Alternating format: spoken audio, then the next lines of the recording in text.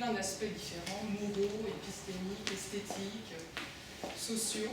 Et voilà, je laisse les experts entrer dans le vif du sujet. Et donc cette matinée est consacrée au point de vue historique, et cet après-midi sera consacré au point de vue philosophique sur la question, et plus précisément sur le point de vue des Lumières écossaises sur ce sujet-là. Bonne journée. Bonjour à tous. Juste pour continuer un petit peu cette présentation du laboratoire, je vais profiter de l'occasion pour vous présenter notre carnet hypothèse. Il faut éteindre la lumière. C'est vrai qu'ici.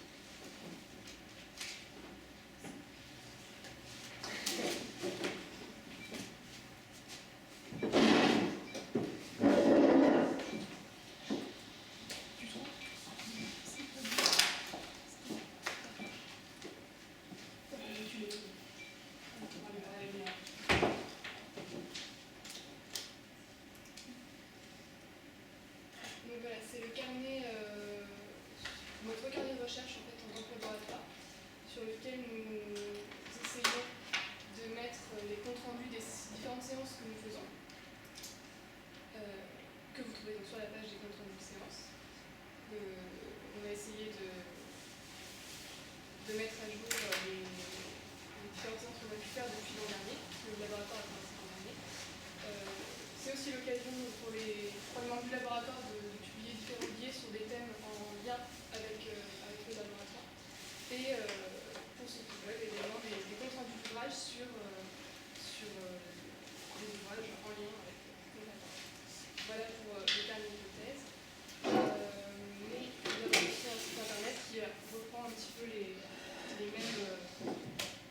mêmes fonctionnalités de façon peut-être un peu plus vulgarisée. Voilà, c'est simplement pour ce petit panorama. Avant de commencer la journée, nous allons avec Marie nous présenter un petit peu l'intérêt que nous avons trouvé à une approche historique du sentiment, enfin, la raison pour laquelle nous avons organisé cette matinée. La parole est Marie. Donc nous allons consacrer cette matinée aux approches historiques du sentiment.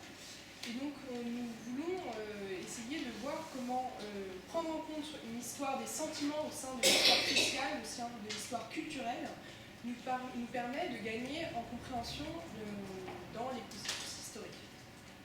Cette approche nous semble d'autant plus intéressante qu'à la fin de l'époque moderne, le sentiment est appréhendé de manière nouvelle. Donc en effet, le XVIIIe est le théâtre d'une nouvelle expérimentation du sentiment, et ce à deux échelles.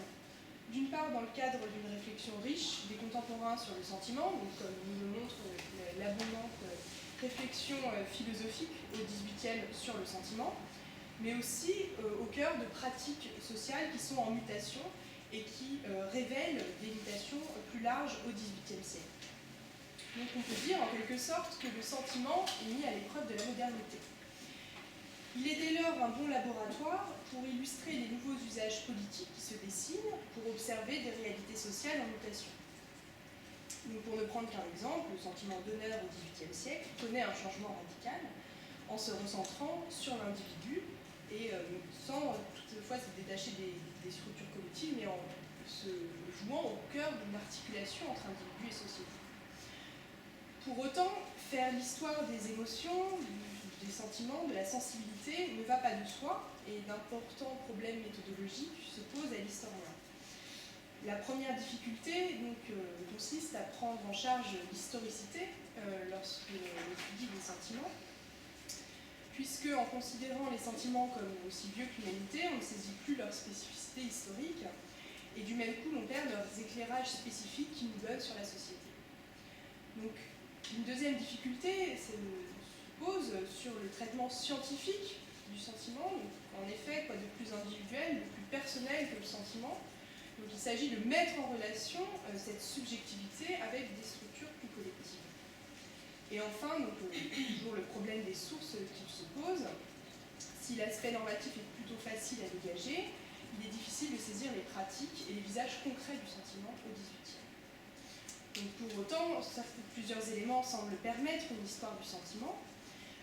Tout d'abord, si on part d'un sentiment est tourné vers un objet. Et donc pour éprouver un sentiment, il faut être mis en relation avec une extériorité. Et donc le sentiment a en quelque sorte besoin d'une altérité pour se construire. Donc tout sentiment est relation entre l'individu et l'extérieur. Les sentiments donc, sont donc des expériences vécues au sein du monde social. Ainsi, donc, le sentiment n'est pas uniquement personnel du domaine de l'intériorité, mais il est ce qui permet à l'individu de se référer à une identité collective. Donc Febvre le disait, les émotions sont contagieuses.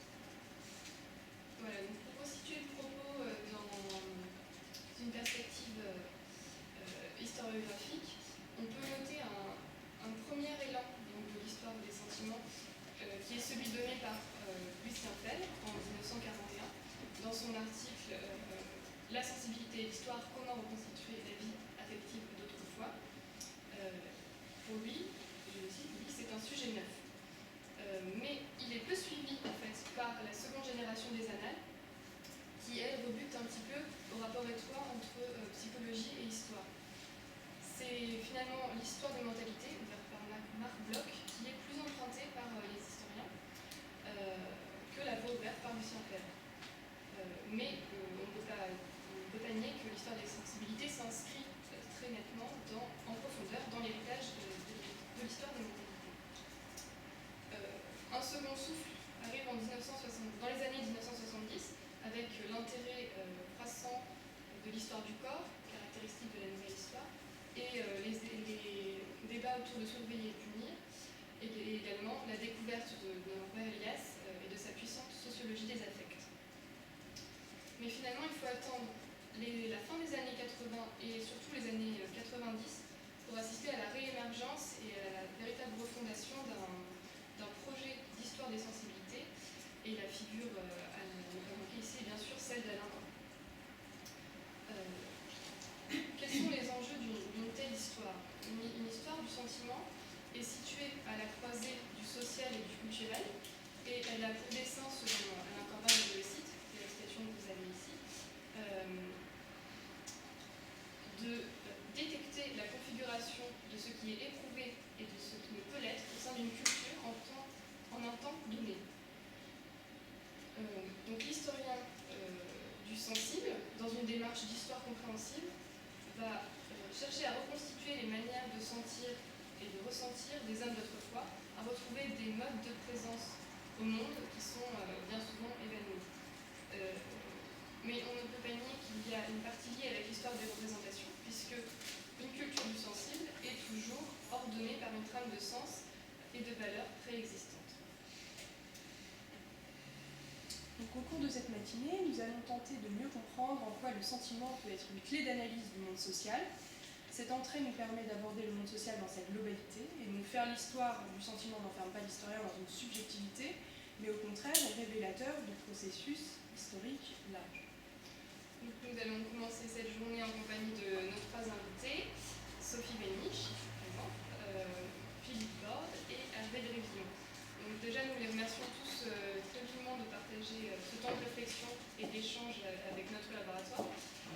Et il nous a semblé donc, que leurs travaux à tous les trois a donné une approche originale du sentiment qui offre différentes réponses à nos axes de recherche et permettent d'éclairer trois pans de l'histoire du XVIIIe siècle. Sophie Béniche nous offre un éclairage sur le rôle des émotions dans le processus historique de la Révolution. Mais nous verrons qu'on ne peut pas faire l'histoire des émotions sans penser leur esthétisation, et c'est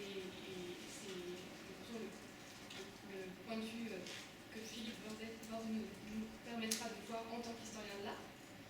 La peinture en tant que manifestation du culturel et du social nous offre une intelligibilité pour comprendre le XVIIIe. Et enfin, en prenant le cas particulier de l'honneur, Hervé Drévillon nous permet d'appréhender les transformations sociales et culturelles de ce sentiment révélateur des bouleversements du siècle. Donc sans plus tarder, nous allons commencer avec l'intervention de Sophie Béniche. Je vous présente rapidement. Donc, Sophie Béniche, vous êtes directrice de recherche au CNRS. Vous avez fait une thèse sur la notion d'étranger dans le discours de la Révolution française, ce qui vous a permis de dégager notamment la part émotive des pratiques politiques. Et donc, votre HDR interroge le rapport passé-présent au cœur de la démarche historique. Et donc on peut également dire que l'interdisciplinarité est très forte dans votre approche, puisque, si je ne me trompe pas, vous êtes historienne, recrutée au CNRS en sciences politiques, travaillant dans un laboratoire d'anthropologie, donc qui se nomme le IAC, l'Institut interdisciplinaire d'anthropologie des mondes contemporains. Donc, on vous laisse suite la parole.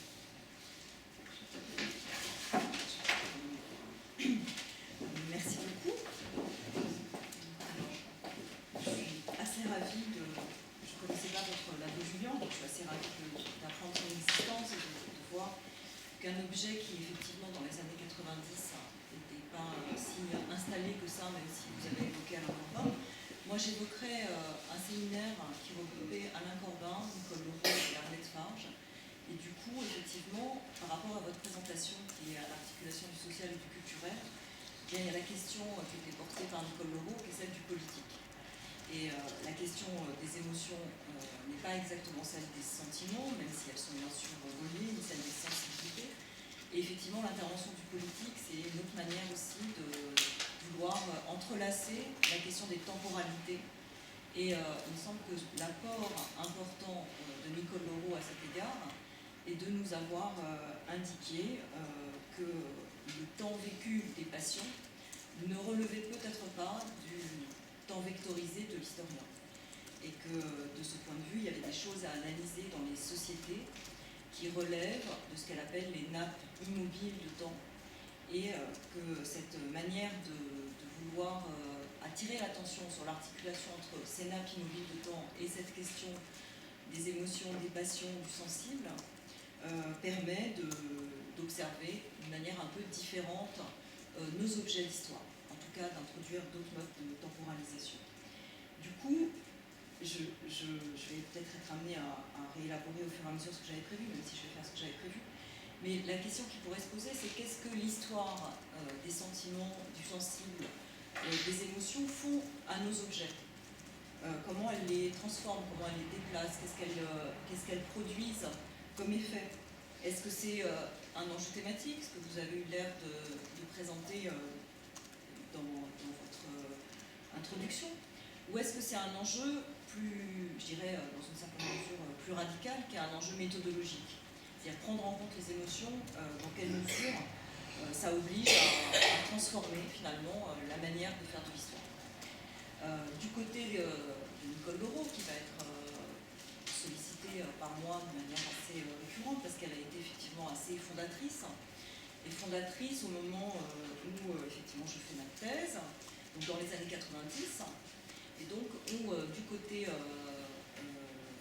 d'Alain Corbin, on est quand même dans la restitution d'une histoire culturelle du sensible et des sensibilités, et du côté de Nicole Leroux, dans une interrogation qui est avant tout une interrogation politique, et où elle affirme que après une période où elle était dans la logique du retrouver la vie affective du passé ou la vie politique du passé, en l'occurrence des anciens, back to the Greek, dans la logique anthropologique, elle affirme qu'en fait, pour pouvoir en faire quelque chose, comme elle dit, avoir l'audace d'être un historien ou une historienne, il faut avoir quelque chose à ramener vers le présent, qui ne soit pas simplement un savoir érudit, mais qui soit quelque chose qui permette de déplacer aussi le présent.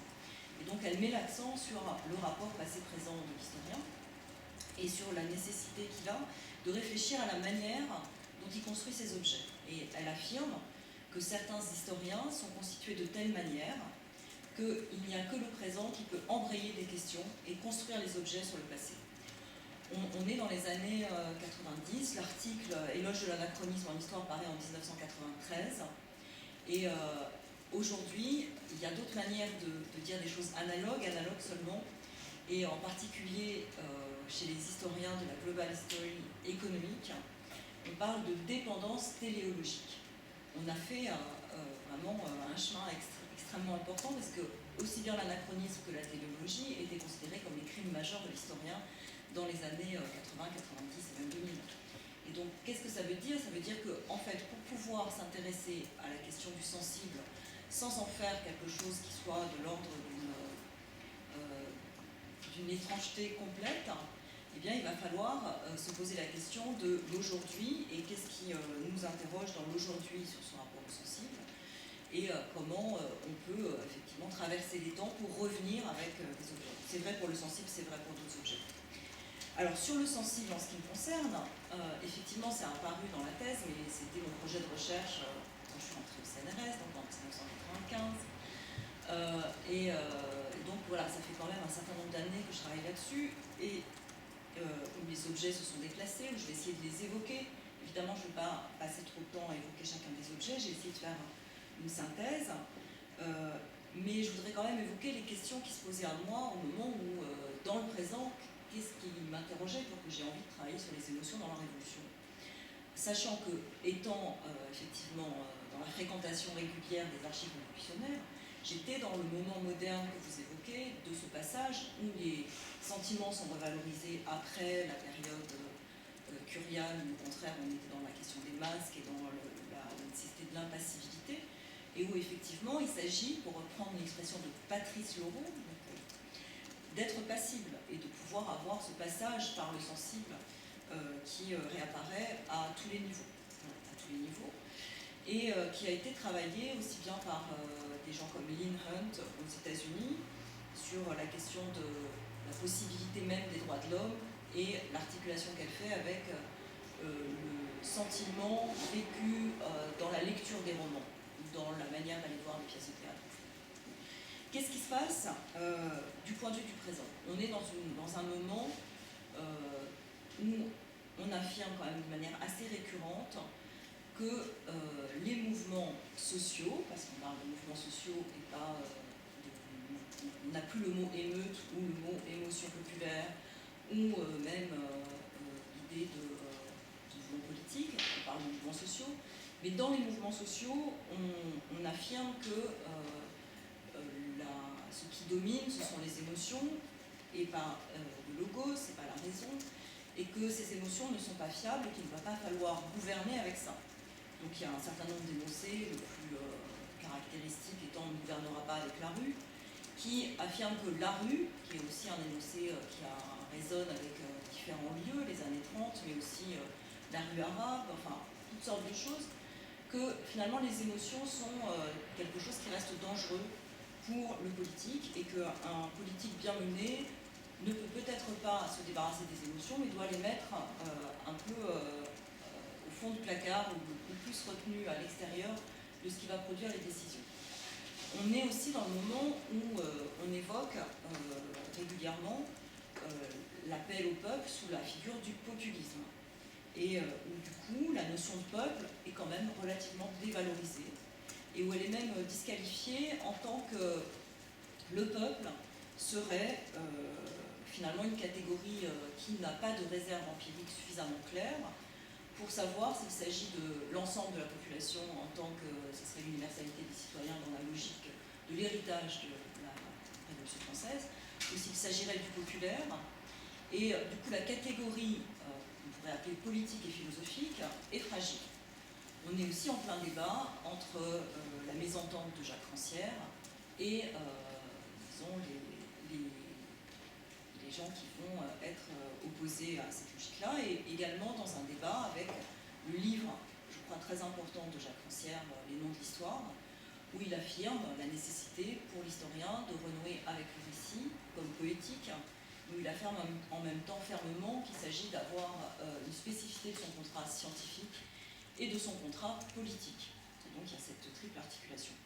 Donc du coup, il s'agit, quand on interroge la question des émotions dans la période révolutionnaire, d'interroger aussi dans le rapport au présent le partage qu'on fait de manière radicale entre la raison et les émotions, entre la raison et le sensible, entre le peuple et les gouvernants, le peuple étant du côté des émotions, les gouvernants du côté du logos, entre la possibilité de rendre compte ou de ne pas rendre compte dans une poétique du savoir des émotions dans quelque chose qui aurait partie liée avec la littérature. Dans le travail de Jacques Rancière, la question de la littérature s'oppose justement à la question de l'histoire sérielle. Vous avez évoqué très très rapidement l'histoire des mentalités. L'histoire des mentalités, elle prenait en charge ce programme qui vous a fait débuter avec Lucien Febvre et qui à mon avis est beaucoup plus ancien avec Georges Lefebvre mais qui effectivement cherchait déjà la question de l'articulation entre le social et le mental, mais qui s'était orienté effectivement vers une histoire sérielle qui faisait que l'articulation avec l'individu était un peu perdue. Et que dans une certaine mesure, ce qui doit être restitué, c'est l'articulation entre l'individu et le social pour pouvoir à nouveau penser cette question du sensible en politique. Bon. C'est des prolégomènes un peu longs, mais je crois que c'est important de resituer le travail que j'ai tenté de faire sur la Révolution dans ce contexte, qui est aussi le contexte des conventions, c'est-à-dire où on est passé de la question d'une historicité qui entrelaçait le temps long, le temps court et le temps des conjonctures avec des assignations, le temps long des mentalités, le temps conjoncturel de l'économie et le temps court de l'événement. On est passé à cette logique-là, à une autre logique de temporalité plus complexe à mon avis, qui avait été élaborée par une série d'historiens qui, sous la direction de Bernard Lepetit, avaient écrit Les formes de l'expérience en 1984. Bon. Si j'en viens maintenant à la Révolution française. Donc mon objet est lien social, émotion et politique, et mon ambition est de montrer qu'il n'y a pas de séparation entre les émotions et la raison dans cette séquence historique, d'une part, et d'autre part, eh bien, d'essayer de saisir quelles sont les logiques, non pas du sensible en tant que des individus seraient simplement, en tant qu'individus doués de sensibilité, mais comment des logiques émotives, ou des dynamiques émotives, puisque c'est le titre que j'avais donné à cette séquence, travaillent une société et pour quelles raisons, dans quel chaînage, avec quel type d'émotions, comment elles sont nommées pour pouvoir effectivement comprendre une dynamique révolutionnaire qui est souvent à ce moment-là qualifiée quand même de totalitaire. On est encore dans l'historiographie des matrices du totalitarisme et où on affirme que ce totalitarisme est lié à une surenchère discursive où des discours de plus en plus radicalisés produisent des effets de plus en plus désastreux. Donc mon ambition c'était de faire un pas de côté à la fois sur ces enjeux historiographiques, les enjeux du peuple, les enjeux des émotions, les enjeux historiographiques. Les ressorts des dynamiques émotives, j'ai mis ça finalement au pluriel. Vous avez dit la dynamique émotive quand j'ai donné un titre. Finalement, ça sera les dynamiques et les ressorts des dynamiques émotives. Et je voudrais reprendre finalement à partir d'un certain nombre de fondements en plusieurs temps. Premier temps, 1789-1791. Pour moi, quand je parle de ressorts de dynamique émotive, ça veut dire qu'il y a des choses qui ne sont pas nécessairement tout le temps visibles, mais qui travaillent de manière forte une société. Mais il y a aussi des choses qui sont absolument mises en mots, qui sont, elles, extrêmement explicites.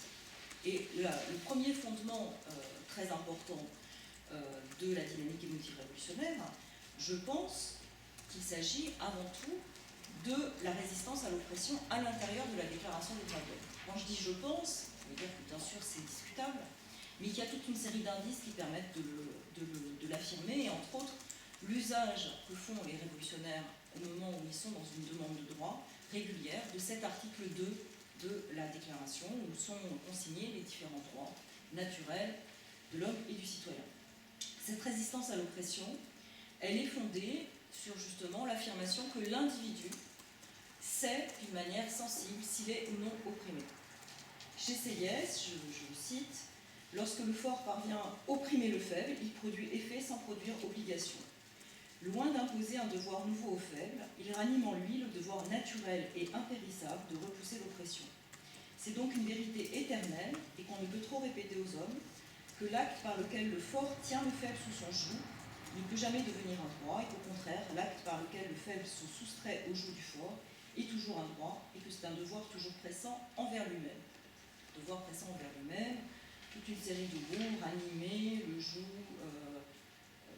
il y a toute une série d'éléments qui permettent de dire effectivement ce qui est décrit finalement par Sieyès, c'est une sorte de sensualisme où le corps sait, et ce savoir fait que le sentir est équivalent à un connaître.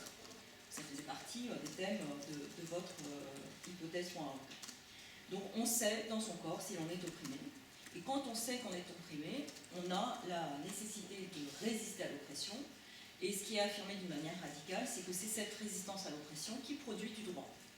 Et donc on peut à partir de là considérer que les émotions en tant que la résistance à l'oppression va s'affirmer sous une forme émotive, en tout cas physique, à la fois le sentir et la possibilité de dénoncer quelque chose à partir de ce sentir, et donc l'articulation également du sensible et du discours, du logos, et bien que cette fonction des émotions, puisqu'elle est à un point d'articulation extrêmement important de la Déclaration des droits, c'est une fonction normative dans le social et le politique. Et cette fonction normative, elle est affirmée de manière extrêmement importante tout au long de la Révolution jusqu'en 1795, qui devient du coup un laboratoire intéressant parce que c'est au moment où on soustrait ce droit de résistance à l'oppression et le devoir d'insurrection, bien qu'on voit effectivement d'une manière forte comment on soustrait en même temps cette question du sensible et des émotions de la sphère politique. Donc c'est un moment concomitant. Et quand on soustrait la dimension normative des émotions, eh bien, on soustrait en même temps la possibilité pour le peuple, qui effectivement est considéré comme doué d'émotions, pas encore complètement soustrait à l'image animalière que vous évoquiez. Le partage de la société et la segmentation est très important, donc on a encore ce gros animal populaire qui est là, mais qui n'était pas partagé par tous et qui revient en 1795 avec un suffrage censitaire, avec surtout le fait de ne plus avoir d'espace délibératif et d'espace de reconnaissance de la place de ces émotions. Donc dans un premier temps, on a quand même ce fondement qui, à mon sens, est un fondement à la fois anthropologique, politique, sensualiste, de la résistance à l'oppression et qui va produire donc la possibilité d'avoir recours aux émotions. Et vous savez que le mot émotion et le mot émeute sont très proches à ce moment-là, pour pouvoir agir dans l'événementialité, la logique normative de ce qui est en train de s'élaborer dans la Révolution. C'est quelque chose de très précoce, comme vous savez, la mise en place de cette déclaration. Et deuxième point, qui me paraît très important, il se trouve que cette déclaration des droits, déclarée sous les auspices de l'être suprême, va être utilisée sur un mode qui va la sacraliser. Donc il y a une sacralisation de la déclaration des droits de l'homme et des citoyens. Et bien sûr, il s'agit de se questionner sur qu'est-ce qu'on entend par sacralisation. Sacralisation, eh bien, on a quelque chose de ce que moi j'appellerais une incorporation prosodique. Et quand je dis prosodique, ça veut dire qu'il y a quelque chose qui a à voir avec la langue de cette déclaration, qui est le lieu où les enfants vont apprendre à lire et où les parents lettrés, enfin ceux qui savent lire, vont apprendre à leurs enfants, où elle va être répétée de manière très récurrente à toutes sortes d'occasions, et elle va être considérée effectivement comme un objet sacré avec des gestes sacrés tout à fait classiques et religieux au sens le plus traditionnel du terme, c'est-à-dire qu'on va voir des gens embrasser la déclaration des droits, on va voir toute une religiosité qui va d'ailleurs agacer un certain nombre de gens, y compris Robespierre, mais qui produit effectivement l'idée que cet objet-là est un objet d'amour. Et on est là dans la logique où l'amour des lois est avant tout l'amour de la Déclaration des droits, et où en 1791, quand on révise la première constitution, la conscience que cet objet est devenu un objet sacré est tellement partagée que les constituants qui souhaitent une révision réactionnaire de la Constitution vont considérer que s'ils touchent à la Déclaration des droits, ils risquent d'avoir des émeutes. Et donc ils affirment qu'ils n'y toucheront pas. Et donc on a là aussi une espèce de signe par le fait, c'est-à-dire qu'il y a une conscience aiguë que cet objet-là est devenu un objet intouchable. Voilà, c'est un objet sacré, donc je pense qu'on peut effectivement parler de sacralisation. Cette sacralisation, elle est assez intéressante parce qu'elle est articulée bien sûr à son contenu aussi.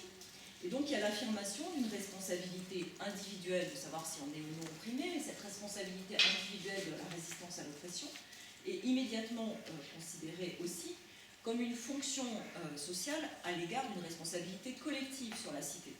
Celui qui résiste à l'oppression, il résiste pour lui, mais il résiste aussi pour l'ensemble de la cité. On est dans la logique où un seul peut sauver la cité grâce à ses émotions, à sa capacité d'être en alerte, d'avoir des signaux. Et cette question des signaux va être une des grandes questions des révolutionnaires. Est-ce qu'on peut faire confiance aux signaux émotifs et sensibles, ou est-ce qu'on ne peut pas leur faire confiance? Est-ce qu'ils peuvent être dévoyés, ou est-ce qu'ils être institué de manière suffisamment solide à la manière, je dirais, d'un Marcel Mauss, de l'expression obligatoire des sentiments, de manière à ce qu'il y ait une symbolique solide qui fasse qu'il y ait un instinct, comme dira Robespierre en 1794, qui permet à chacun de savoir où est le bien, où est le mal, où est sa responsabilité, où est sa nécessité, pour sauver une cité conforme à la Déclaration des droits de l'homme et du citoyen. Donc cette sacralisation, elle sacralise aussi une position et une responsabilité individuelle et collective. Et cette responsabilité individuelle, elle est également conçue, et je ne vais pas vous relire des passages de Céliès, hein, vous pourrez les lire vous-même, dans une logique de réciprocité. Ça veut dire qu'on n'est pas nécessairement soi-même opprimé, mais que de voir l'oppression qui s'exerce sur l'autre produit sur soi aussi le sentiment de l'oppression. Ce qui est consigné un peu plus tard dans la déclaration de 1793. Lorsqu'un individu est opprimé, une société est opprimée. Quand une société est opprimée, tous les individus sont opprimés. Donc cette articulation entre l'individu et le collectif est quand même au fondement de cette affaire. Ensuite, troisième point de ressort dynamique dans la période 89-91, eh bien la Constitution de 1791, comme vous savez, apparaît contradictoire avec la Déclaration des droits de l'homme et du citoyen. Et apparaît contradictoire avec l'article 1 en particulier sur l'égalité. Donc, il y a immédiatement conflictualité sur l'interprétation du texte, sur la possibilité de mettre ce texte en situation d'être efficient dans l'événement révolutionnaire.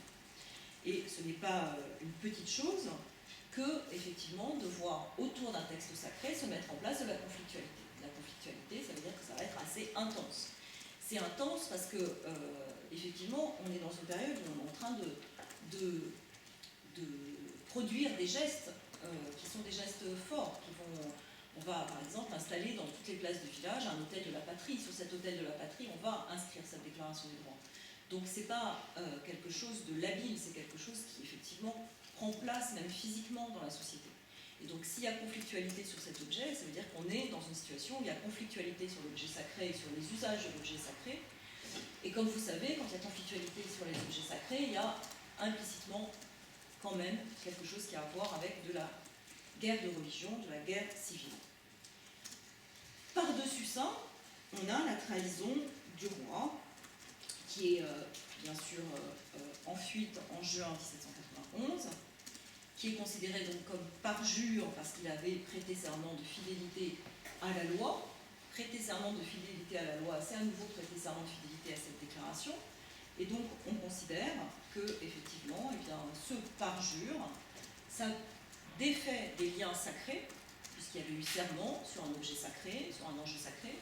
Et donc, la dynamique émotive, comme vous l'entendez, pour moi, elle est quand même beaucoup, elle repose beaucoup sur l'articulation entre cette dimension politique conflictuelle et cette sacralité.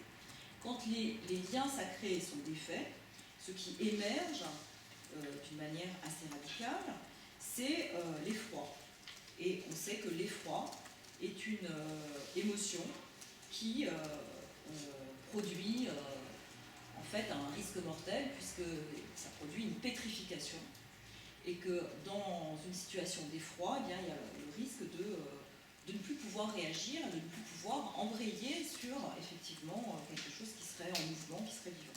Donc on a là une situation extrême. Il se trouve que cette trahison est considérée comme un crime de lèse-nation, qui est le crime le plus important dans la catégorisation qui est faite à ce moment-là. Et donc il y a une chose non jugée, alors qu'elle a été réclamée de manière importante, comme l'a montré Timothy Tackett, par toute une série de pétitions en 1791. Ça ouvre en fait cette fuite du roi, une deuxième séquence. Mais comme vous voyez, c'est pas la fuite en tant que telle, ça se joue pas autour du roi en tant que tel. La question c'est pas de voir que le roi est désacralisé ou que quelque chose est perdu d'un sentiment de confiance à l'égard du roi. Bien sûr, ça se joue aussi. Mais la désacralisation du roi, je crois qu'on sait depuis longtemps, avant le bicentenaire même, que ça a eu lieu tout au long du XVIIIe siècle. Et la perte de confiance, elle était de toute manière assez ambivalente. Il y a une ambivalence, un coup on a confiance, un coup on n'a pas confiance, etc. Ce qui vraiment est radical, je crois que c'est le fait que les liens sacrés sont défaits. Deuxième temps, donc 1791, moi je mets un deuxième temps justement autour de cet événement. Et donc quand je disais qu'est-ce que les émotions font à l'histoire, eh bien, elles obligent à la reconfigurer du point de vue même de sa chronologie. C'est-à-dire que la manière dont on va produire les séquences sur l'histoire, par exemple, de la Révolution française, ne vont pas être les mêmes, évidemment, avant que ce soit acquis, au point de vue d'un consensus au sein du champ, c'est encore une autre affaire. Mais en tout cas, il y a la possibilité de proposer une autre séquentialisation. Et au lieu de la proposer du côté de la manière dont fonctionnent les institutions centrales que sont les assemblées, puisque vous savez que pour la séquentialisation révolutionnaire, on a la constituante, la législative, la convention, et ensuite la deuxième séquence de la convention après Thermidor, et bien de l'articuler justement aux événements qui produisent des dynamiques multiples et variées à l'intérieur de cet événement révolutionnaire. Le moment 91, c'est un moment d'un mouvement pétitionnaire extrêmement important, j'évoquais Tintagel, qui conduit à réclamer déjà le jugement du roi. Qu'est-ce que c'est qu'une pétition, un mouvement pétitionnaire? Je ne vais pas refaire toute l'histoire de la pétition, mais quand on travaille sur des enjeux émotifs, on sait que la pétition vient de la doléance. On sait que doléance veut dire deuil et douleur, que ça a à voir avec des enjeux effectivement qui sont du côté de la plainte, ou du gémissement, ou du corps souffrant, et que le propre de la pétition, c'est d'avoir réussi à politiser cette plainte. Et donc, on est dans un objet qui est un objet extrêmement investi par un mouvement révolutionnaire, vraiment révolutionnaire, tout le monde n'est pas révolutionnaire en révolution. Et il y a eu un vaste débat extrêmement important au printemps, avant la fuite du roi, sur qui avait le droit de pétitionner. Et on a quelqu'un comme Niccolò qui affirme « Si vous nous ôtez le droit humble de pétition, nous serons obligés d'avoir recours au droit terrible de résistance à l'oppression. » Vous voyez que dans ce débat sur la pétition, ce qui se joue, c'est pétition versus résistance à l'oppression. Et on sait qu'il y a d'un côté de l'humilité, quelque chose de humble,